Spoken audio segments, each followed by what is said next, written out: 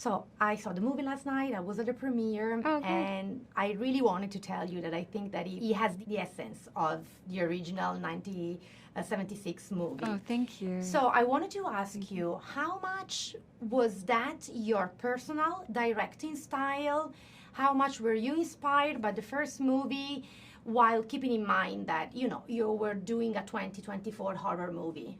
Yeah, well, I think aesthetically, what was really important to us was to make it feel like it was couched within the 70s.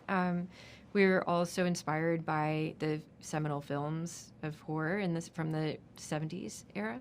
And I think that was something that we worked really hard to do to keep the camera a little bit quiet at first and not hyper stylized, and to really take its time and to use pacing as a real tool to situate yourself within the life of this woman, and then try and contemporize the film by talking about modern day issues and modern day fears and anxieties.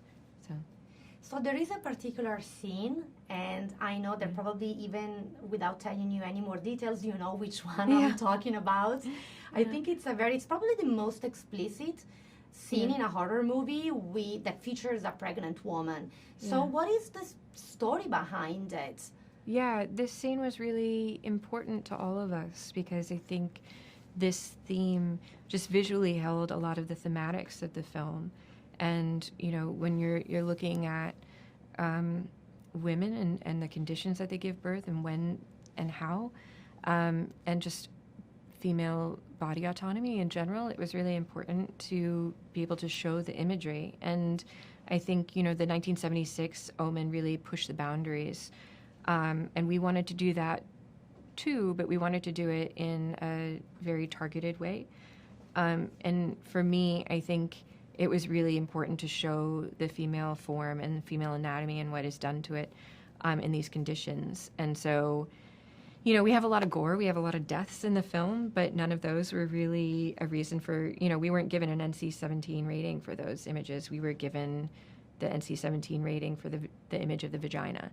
And so I think that it was really important to us to get this image on screen. I think there's a lot of full male frontal nudity that doesn't bring with it an NC-17 rating, and I think it's time we start looking at this imagery. And what was the balance in between using CGI versus practical effect? There is not a lot of CGI, right, in the movie? No, it's you know, what we really wanted to do, part of being, you know, paying homage to these 1970s films, but also just for horror in general, is stay quite tactile and textural and try and keep a practical base for almost everything. I think it's really important that the actors have something that they are interacting with so that you really start to formulate this reality around them and transcend this idea of make-believe.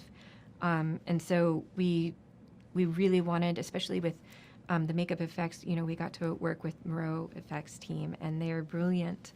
And what they did so well that really freaked me out so much is their ability to recreate human skin. And so much of the film is about body and violating the human body. And so that was so key, and I think without them, it wouldn't have worked. Speaking of Rome, you guys shot in Rome. Can you tell me something about the shooting locations, the places you guys chose that you liked the most? Yeah, absolutely.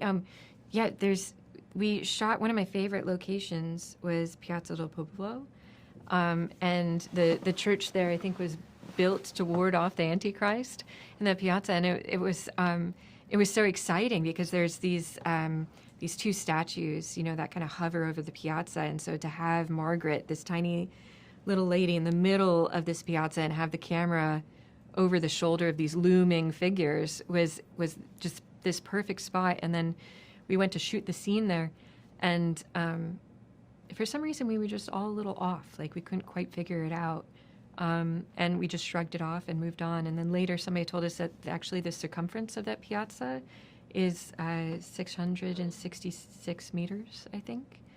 So it was just like this very eerie coincidence.